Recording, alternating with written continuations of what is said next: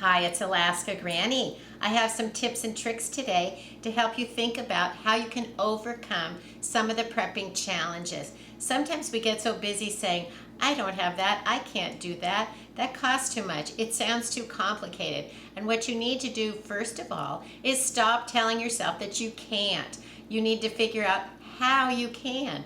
What can I do rather than that's too much work, too much trouble, I can't do it. For example, do you think you can't grow a garden? Someone even left me a comment, people don't even have a windowsill, which I can't think of a place where people live that they don't have a window, but that's still making an excuse. Guess what? You don't have to have a window, a balcony, a patio, a yard. You can always get some seeds and a sprouting jar. You can sprout things right on your kitchen counter. If you don't have a kitchen counter, you probably have a table somewhere. Even if you live in the smallest studio apartment, you can still grow something, produce something, so that you're taking charge of yourself and having your own food. I've made a video about how to sprout seeds, and I'll put a link to that video if you want to learn how to sprout seeds right in your own home. Even if you don't have a windowsill, balcony, patio, a yard, you can still grow some food.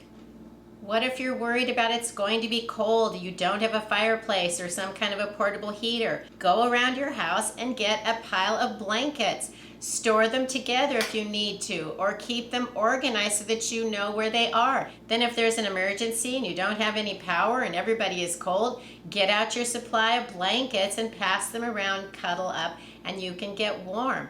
So see, you don't have to have a special apparatus, you just need to use the things that you have. You don't have an emergency cooking stove? Guess what? You look for foods that require no cooking. Could you have peanut butter and crackers? Could you have granola bars and dried fruit? You can look for pouch meals, Hormel Completes that come in a little dish, cans of chili, foods that don't have to be heated up, they don't have to be cooked. You can just tear them open and eat them. There's all kinds of foods that don't require any cooking. Think about going on a picnic. You aren't going to take a stove with you necessarily. That would be more like a barbecue. What are the ways that you could have food on hand that you don't need to cook and you can still have meals for your family? Look over some of the videos I've made on DIY MREs. They'll give you ideas on how you can have food on hand that doesn't require any cooking. Do you have food in your pantry but you have no idea what to do with it? Look it over. Figure out what you can do to make a meal. Could you put together a package of pasta mix or rice mix with a can of vegetables and a can of meat? There you go, 3 simple ingredients. You have a meal. You can even put them together as shelf meals. Something that I do is I'll put them together in a Ziploc bag. Then I know how many meals I have and then I can reach in and grab something out. You don't have to store the food as a meal in a pouch, but it does help keep it organized. But you also want to think about the foods that you do have. Look it over. What can you make? But if there are ideas that you want to make out of your prepper pantry, make sure that you have all of the foods that are on your recipe meal idea. If you want to make pasta and you don't have any noodles, you might have a problem. So when you're organizing, make sure that you have the components together that can make a meal. You don't have room for prepping supplies? Maybe it's time that you declutter the things that you don't really need anymore so that you have room for the things that you really do need, you do want.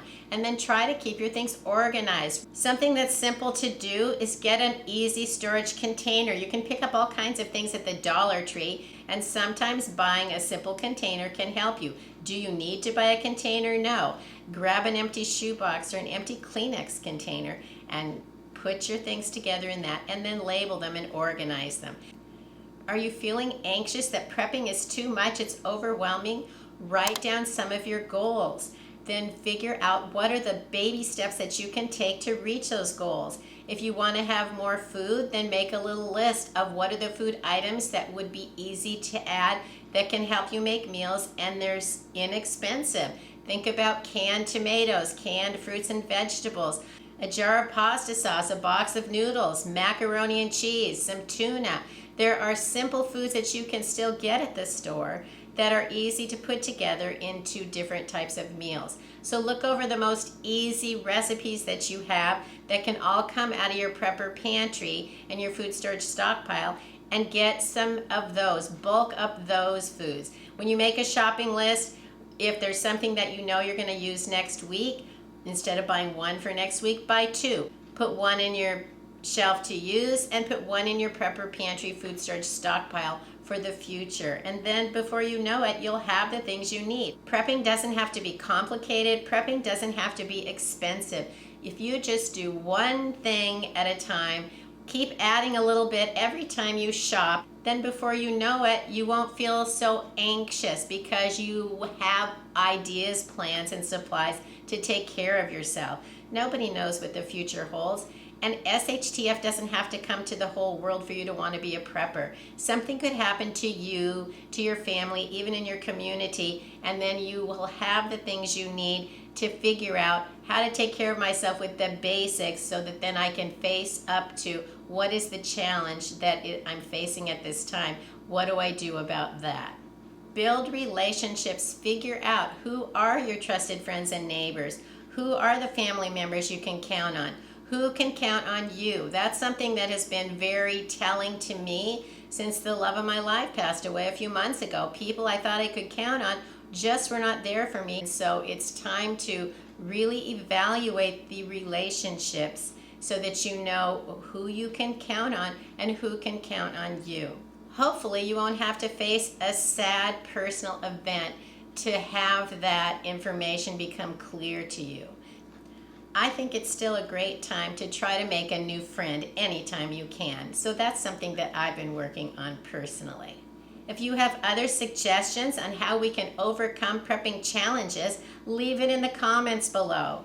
I hope you'll like and share my video, and please subscribe to the Alaska Granny channel.